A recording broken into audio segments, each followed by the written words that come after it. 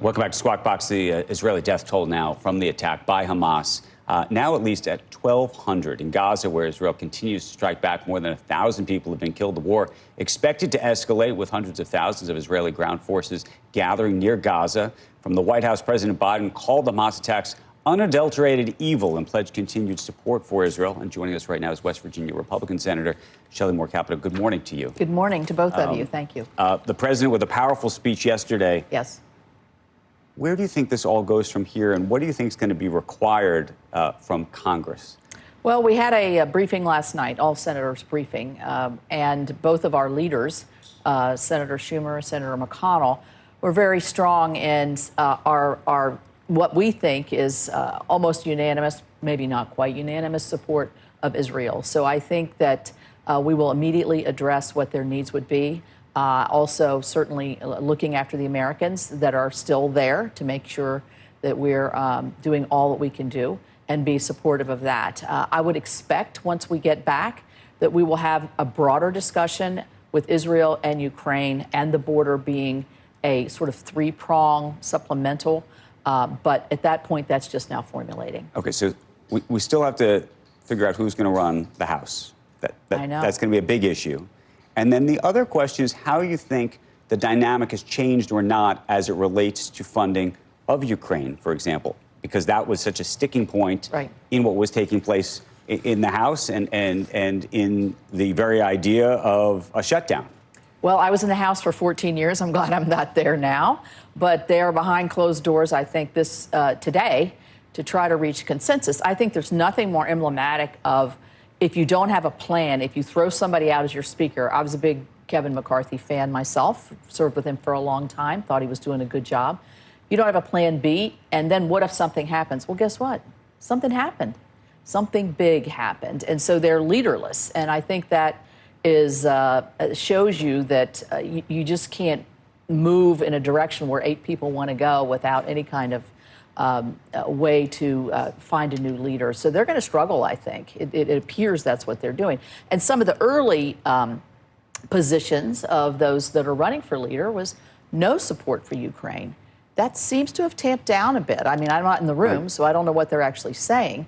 But I think the realization of we need to look more globally here at what's going on. Because of the events this week. Because of the events this week. I think I don't see how they can not be tied together. Right.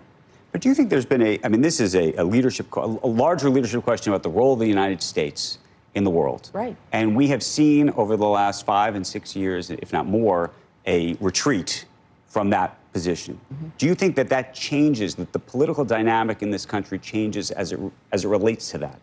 I do think there'll be a change when we get back.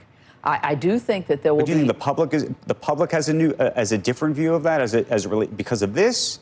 Because it was very clear that the public seemed to support this kind of retrenchment in some way.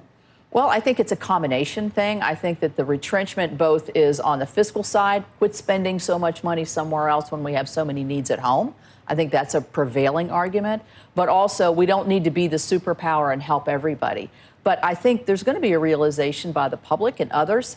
I'm from a small state that's very connected to Israel. Even though we don't have a large Jewish population, we have a lot of Christians that are very much involved and have traveled to Israel many, many times. So I think that just brings us onto a larger stage and hopefully people, but we have to explain it. I mean, you can't just assume that people are going to realize that we need to be the superpower that we are, and with that comes obligations. And so I think that's going to be incumbent upon us to bring that voice, and that's why I hope this leadership race wraps up so that we can be that strong Look, it's voice. happening at a time when our national debt and deficit has grown substantially. Right. And when you've got Treasury yields that are higher, much higher than they have been to this point, and that does start to raise questions about what we give on. And as part of your explanation to people, what do you say? We have to support this, and that means we cut back here or there. It means we raise taxes. It means we do what? Well, I'm on the Appropriations Committee, and I think that the deal that was struck in March actually did pull back on spending, not hugely, understandably, but at least a step in that right direction. And I think it's about a matter of setting priorities. And so I think that as we look at our own homeland security, our security at the border, it's all tied in together. And so I think we have to maybe relook at our priorities in terms of, cutting is always hard. But I think that's what we're going to have to do in order to get a hold of the deficit. And that was the direction that we were going on until the House sort of blew up on us. How do you handicap another government shutdown at this point? And does what happened in Israel change that dynamic to you? I mean, do you actually see both sides coming together to actually reach a budget deal? Yeah, I'll answer the last question first. I do think the situation in Israel will have a marked effect on whether we march to another government shutdown. Because what if the government was shut down right now? I mean, think about the ramifications of that with our DOD, our intelligence, our State Department. All of these ramifications of a shutdown government would really be felt so huge here this week. We may have to go to another continuing resolution, which is just as frustrating. But we are set in the Senate to go up with what's called a minibus, which is 3 different bills. Hopefully we'll do that next week. We've got great leadership with Senator Collins and Senator Murray on appropriations. We're moving towards that. Senator Schumer says he'll put it up, and so we need to get back to regular order, which then will replace and get to your question, Becky, how do you set the priorities?